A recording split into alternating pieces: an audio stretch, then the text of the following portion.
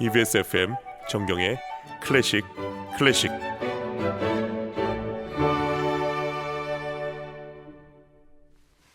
3월 6일 목요일 정경의 클래식 2부 출발합니다. 봄 개편을 맞아 지난주부터 새롭게 시작한 코너입니다. 사적이고 소소한 클래식 음악 산책 목요 살롱. 전문가와 나누는 클래식 담소를 통해 클래식 음악이 주는 즐거움과 재미를 전해드립니다. 지난주부터 함께 해주고 계신 중앙일보 김호정 기자, 안녕하십니까? 안녕하세요. 한 주 동안 잘 지내셨습니까? 네, 잘 지내셨어요? 네, 고맙습니다. 오늘 기대하고 기다리고 있었는데 네. 우리 기자님의 하루는 콘서트로에서 끝날 때가 많이 있을 것 같습니다. 네, 맞습니다. 예. 사실 정말 공연을 많이 다닐 때는 네. 거의 이제 거기에서 사는 공연장에서 사는 한 뭐 10월, 11월쯤에는 너무 공연이 많잖아요. 그래서 24년이었나요? 24년 작년? 작년에는 거의 정말 주 7회 계속 갔던 때가 있더라고요. 와, 그러면은 공연이 네. 콘서트로에서 보통 9시 반에서 10시, 10시 반에 끝나지 않습니까? 네. 퇴근이 항상 늦어지시겠군요. 너무 힘듭니다. 야근 수당을 받을까 막 이런 생각이 듭니다. 아, 그러시군요. 자, 또 한편으로는 저는 너무 부럽습니다. 맞아요. 매일 공연과 함께하는 건 일상이 어떨까. 아, 너무 감사하죠, 사실. 그쵸? 네. 뭐 다들 시간이 안 나서 못 가시기도 하고 너무 가고 싶은데. 맞아요. 그러니까요. 저는 제가 연습하고 노래하는 것보다 솔직히는 감상하는 거 좋아하는데 네. 한 달에 한 번 가기 쉽지 않아요. 어렵죠. 다른 일이 있으시니까. 네. 네. 그런데 그렇게 일주일 내내 공연을 봤다고 하시니 한편으로는 너무 부러운데요. 나중에는 막 뭘 봤는지 기억이 안 나더라고요. 그러면 극장은 대부분 예술의 전당, 뭐 네. 세종문화회관, 롯데 콘서트. 콘서트홀 예. 정도죠. 네. 그렇군요. 네. 그 세 군데가 근무지군요. 그렇습니다. 거기 오시면 보실 수 있습니다. 여러분 만나면 반갑게 우리 기자님께 인사해 주세요. 네. 자, 오늘 소개하고 주목받고 또 우리가 알아갈 연주자. 지난주에 말씀해 주셨죠. 츠이지 노부유키 아닙니까? 네, 일본의 1988년생 피아니스트입니다. 네. 네, 많이들 아마 알고 계실 수도 있는데, 눈이 보이지 않는 피아니스트, 시각 장애를 가지고 있는 피아니스트인데요. 2009년에 방클라반 콩쿠르에서 우승하면서 이름이 알려져서 또 많이 들어보셨을 것 같아요. 네. 저희도 음원을 많이 또 소개를 했었거든요. 아, 네. 예. 보이지 않는 것을 듣는 피아니스트라고 하셨는데 네, 그렇다면 앞을 전혀 못 보는 겁니까? 전혀 못 본다고 해요. 아. 그래서 소안구증이라고 해서 태어나고 집에 와서 뭐 이틀 후부터인가 이상함을 느꼈다고 하는데 안구가 아예 그러니까 형성이 뭐 안 됐든지 그런 식으로 해서 아예 빛도 보이지 않는 그런 정도의 시각장애라고 하더라고요. 그런데 피아노를 어떻게 배웠을까요? 그러니까 이것도 정말 음악적으로 타고났다고라게 밖에는 볼 수가 없는데 예. 어린 시절에 엄마가 크리스마스 캐롤을 징글벨을 부르면은 네. 그거를 조그만 건반도 다 없는 토이 피아노 있잖아요. 예, 예. 그걸로 바로 받아서 쳤다는 거예요. 2살 때요? 네, 2살 때. 그러니까 와. 건반도 보이지 않았을 텐데 그냥 소리로 들어서 여기는 뭐 이렇게 알았겠죠. 그렇게 해서 이제 4살에 피아노를 배우기 시작했는데 너무나 빠르게 배우고 그러니까 귀로 습득하는 게 어렸을 때부터 빨랐다는 거잖아요. 네. 그러니까 이제 정해진 곡을 배울 때도 아주 빠르게 배웠고 그리고 우리가 악보를 못 보니까 귀로 듣고 그거를 바로 카피해서 건반으로 옮기는 식으로 계속해서 이제 음악 공부를 했었던 거죠. 와. 상상이 안 됩니다. 상상이 안 돼. 보이지 않는데 피아노를 친다라. 네. 와. 이 힘든 장애를 어떻게 극복을 할 수 있었을까요? 근데 늘 우리는 그렇게 생각을 하잖아요. 네. 뭔가 극복하는 막 너무 힘들었지만 노력으로 어려움을 막 이겨낸 네. 이렇게 생각을 하는데 그래서 많은 기자들도 그렇게 이제 물어봅니다. 어떻게 극복을 했느냐 하면 근데 우리가 조금 바꿔서 생각을 하면 아예 처음부터 보이지가 음, 않았던 거잖아요. 그래서 그게 이제 그의 세계이자 세상인 겁니다. 그래서 저는 힘든 적이 없었는데요.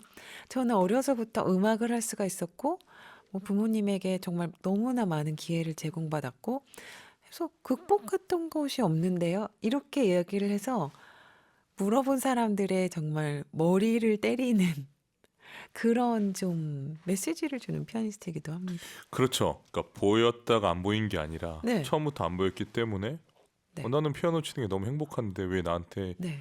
어렵게 극복했냐고 물어보냐라고 그렇죠. 생각할 수도 있겠네요. 그렇죠. 그냥 우리의 관점인 거죠. 사실 그게 힘들었다는 아, 거는. 네. 괜히 미안해지는데요. 아, 네. 미안해지라고 드릴 말씀은 아니고 저도 그렇습니다. 누구나 우리가 그렇게 생각하지만 또 다른 세상이 있다는 생각을 하게 됩니다.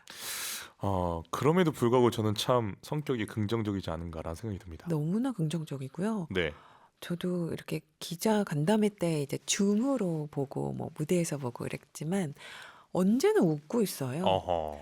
근데 사람이 웃으려면 누군가 웃는 모습을 보고 어렸을 때부터 따라서 웃었어야 된다고 생각했었는데 못 봤을 텐데 어떻게 웃고 있을까라는 생각이 들거든요.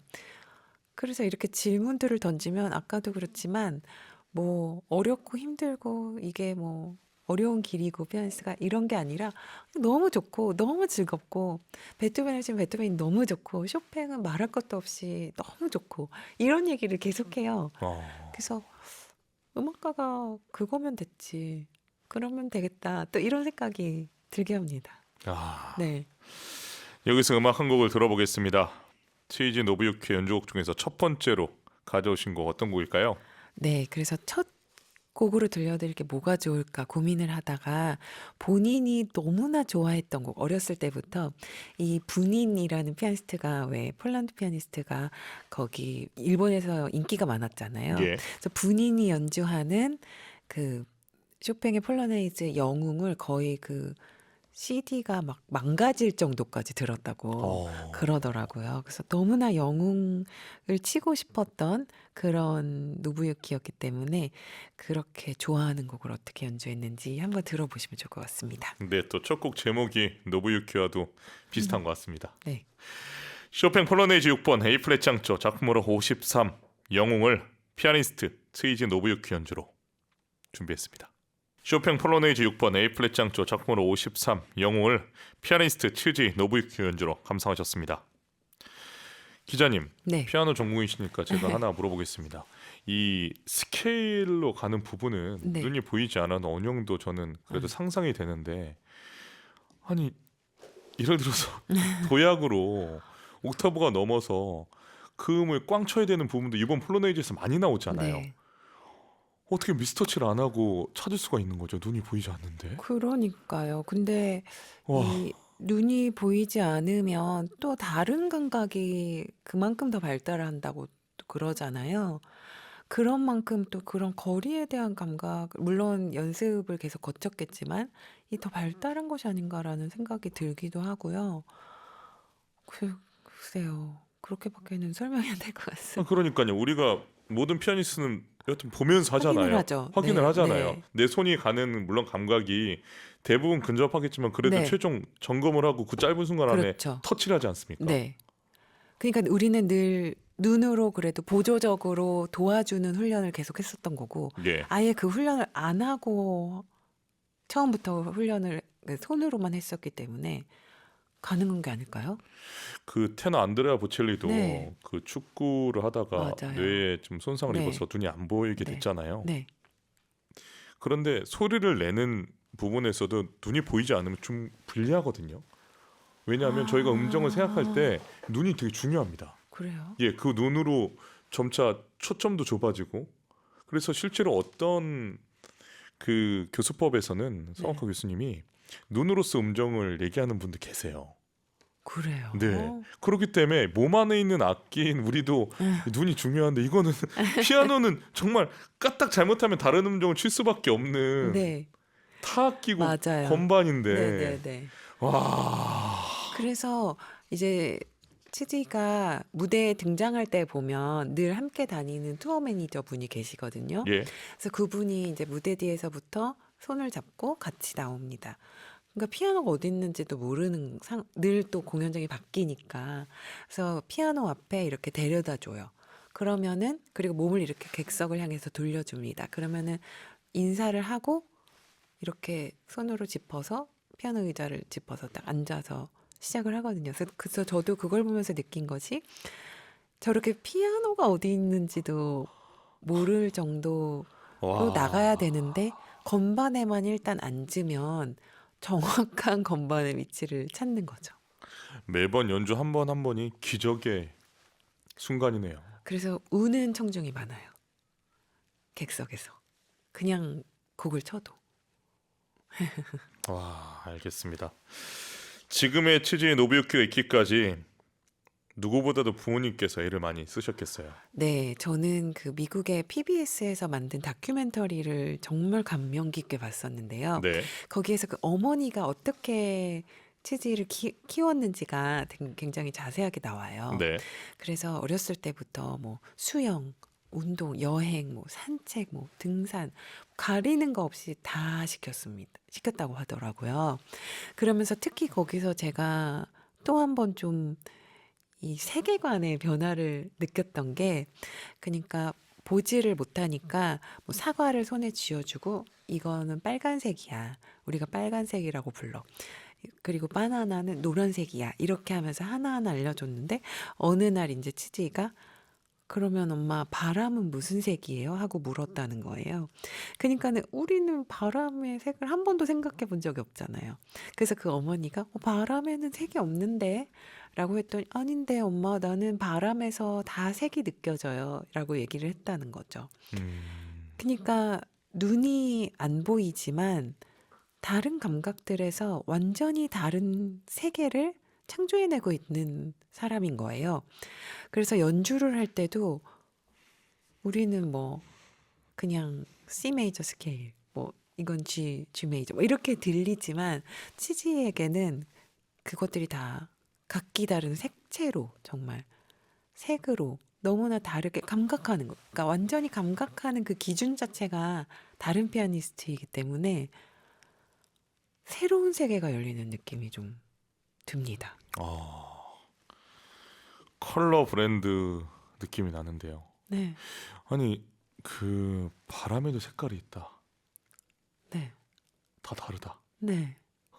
왜 우리는 그런 걸 느껴보지 못했을까라는 생각이 들죠. 저는 이 문장 자체를 오늘 처음 듣는데도 충격적입니다. 네. 와. 그래서 사실 이 뭐 시각 장애인이기 때문에 시각 장애 피아니스트라는 그런 특수성 때문에 조금 뭐 연주도 많이 하고 많이 알려지고 이런 것이 아니냐라고 생각하실 수도 있는데 우리가 연주를 들어서도 알겠지만 그게 아니고 정말 자기 색깔을 분명하게 가지고 있고 그냥 장애에도 불구하고가 아니라 그냥 이런 세계가 있는데 이게 어쩌면 장애가 만들어준 또 새로운 아름다운 세계일 수 있겠다라는 생각이 드는 피아니스트입니다. 알겠습니다. 네. 이렇게 치즈가 세계적으로 이름 알리게 된 건 언제부터일까요? 네, 가장 크게는 2009년에 방글라반 콩쿠르에서 공동 우승할 때 그때 2등을 손여름 피아니스트가 했을 때거든요. 네.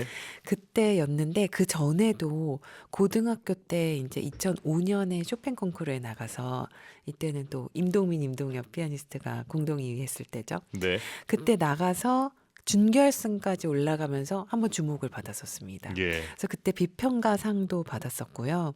그리고 특히 그 얼마 전에 돌아가신 아주 미국의 원로 피아니스트 메나한 프레슬러가 신이 그에게서 눈을 가져갔지만 엄청난 재능을 줬다라고 이야기를 했거든요. 방금 우리가 나눴던 그 이야기처럼 네. 새로운 재능들이 사실 생겨난 그런 피아니스트인 것 같습니다. 그리고 특히 그 방클라이번에서 결선 라운드에서 연주를 할 때 오케스트라랑 또 맞춰야 되니까 지휘자의 숨소리를 듣는다든지 단원들의 그 움직이는 소리를 캐치해서 맞춘다든지 하는 식으로 또 완전히 다른 기준으로 음악을 했던 그런 모습도 볼 수가 있었고 이제 뭐 북미, 유럽, 특히 한국에도 이제 작년에 처음 네. 내한에서 리셋을 했고요. 그런 식으로 연주 활동 반경을 점점 넓혀가고 있습니다. 그렇군요. 지금까지 또 많은 음반을 녹음했는데 지난해에는 특별한 음반을 발매했죠? 네, 그 도이치 그라모폰하고 전속 계약을 4월에 하게 되면서 최초의 일본인 피아니스트, 디지 피아니스트가 됐습니다. 아, 그렇군요. 네, 지난주에 저희 프로그램에서 초대권 이벤트를 진행했거든요. 네. 이번에도 내한하지 않습니까? 이번에도 3월 11일에 이제 내한을 하게 되는데요. 베토벤 발츠슈타인 소나타, 쇼팽 소나타 3번을 연주하게 됩니다. 그래서 둘 다 너무 좋아하는 작곡가고 작품이라고 그렇게 말하고 있고요. 네. 올해는 한국뿐만이 아니라 일본, 호주 투어하고 카네기홀, 뭐 런던 같은 곳에서 연주할 계획을 가지고 있습니다. 특히 그때 기자간담회를 이제 했었는데 네. 그때 본인이 베토벤의 소나타 32개를 다 치는 것이 목표라고 이야기를 했었고요. 그리고 또 특이했던 거는 피아노 소리를 너무 좋아하지만 자연의 소리, 새소리, 바람 소리 같은 소리를 너무 좋아한다고 그렇게 얘기했던 것도 인상에 남습니다. 아, 이번에는 어떤 곡을 들어볼까요? 네, 이번에는 그 이번에 도이치 그라모폰에서 나왔던 앨범, 마지막 앨범을 듣고 싶은데요. 거기서 이제 베토벤을 선택을 했어요. 그래서 네. 베토벤의 32개 소나타 중에 아마 가장 거대하고 그 질긴 소나타, 땅땅한 소나타거든요. 함부르크 클라비어 소나타를 메인 프로그램으로 선택을 했는데 그에 앞서서 베토벤의 연가곡집 멀리 있는 연인에게를 리스트가 피아노로 편곡한 버전도 연주를 해줬습니다. 녹음을 해줬는데요. 네. 그 중에서 첫 번째 곡 언덕 위에 앉아 푸르고 흰 경치를 바라보네. 여기에서 그 치지 특유의 따뜻한 음색이 나오거든요. 그래서 같이 들어보고 싶습니다. 여러분 오늘 3월 11일 롯데 콘서트에서 수지를 만날 수 있습니다. 참고해 주시고요. 기자님이 말씀해 주신 베토벤의 멀리 있는 연인에게 작품으로 98 중에서 제1곡 언덕 위에 앉아 푸르고 흰 경치를 바라보네 피아니스트 츠지 노부유키 연주로 들려드립니다. 베토벤의 멀리 있는 연인에게 작품으로 98 중에서 제1곡 언덕 위에 앉아 푸르고 흰 경치를 바라보네 피아니스트 츠지 노부유키 연주로 감상하셨습니다. 츠지 노부유키는 자신만의 독특한 방법으로 피아노를 배웠다고 하죠. 네, 원래 처음에는 이제 점자 악보로 곡을 익히기 시작했었는데 네, 그 시간이 너무 오래 걸렸다고 그래요. 네, 그래서 아예 피아노 선생님이 처음 익히는 곡을 오른손 따로 왼손 따로 이렇게 녹음을 해주면 그거를 듣고 그냥 바로 카피하는 식으로 해서 나중에 합쳐서 연습을 시작했고 지금도 그 방식으로 연습을 하고 있다고 합니다. 아, 음, 그러면은 시간이 몇 배 더 걸리겠네요. 시간이 아무래도 더 많이 걸릴 수밖에 예, 없겠죠. 그래서 뭐 하루에 8시간씩 그런 매일이요. 네, 연습을 한다는 이야기도 했었고요. 그래서 좀 우리가 생각하는 거랑은 다른 방식으로 음악에 접근하는 건 맞는 것 같습니다. 그렇군요. 자, 츠지 노부유키의 연주.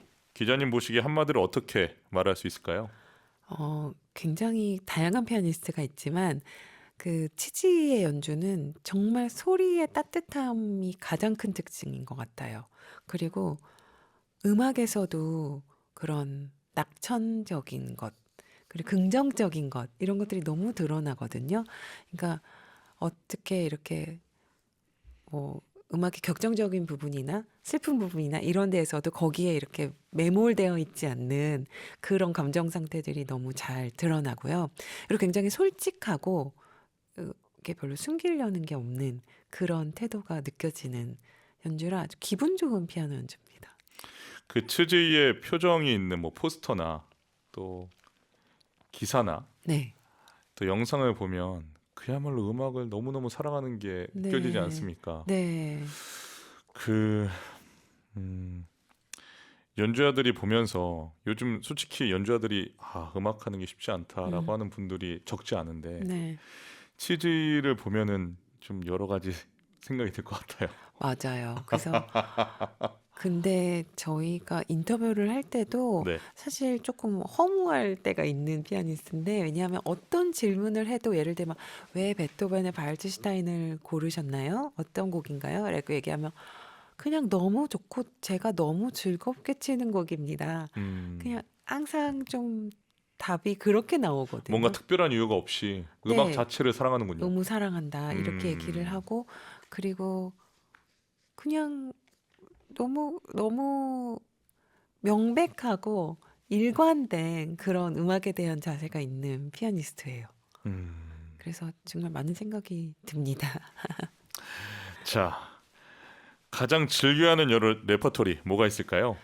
그 음반을 한번 찾아보시면 알 수 있을 것 같은데 예, 진짜 연주 레퍼토리가 너무 넓어요. 방대하군요. 방대해요. 그래서 방클라이번 때부터도 보면 쇼팽의 연습곡 12곡 전곡을 정말 대담하게 선곡하면서 방클라이번 콩쿠르에 참여했던 것을 볼 수가 있고 그리고 베토벤 소나타들도 쳤죠. 그리고 협주곡도 보면 뭐 그리그, 라흐마니노프, 쇼팽 협주곡을 쳤죠. 그리고 녹음도 뭐 전람회의 그림, 그리고 리스트가 편곡한 아주 기교적인 곡들을 많이 쳐요. 그러니까 실제로 보면 굉장히 기교적인 쪽으로 또 레퍼토리가 많이 잡혀 있거든요.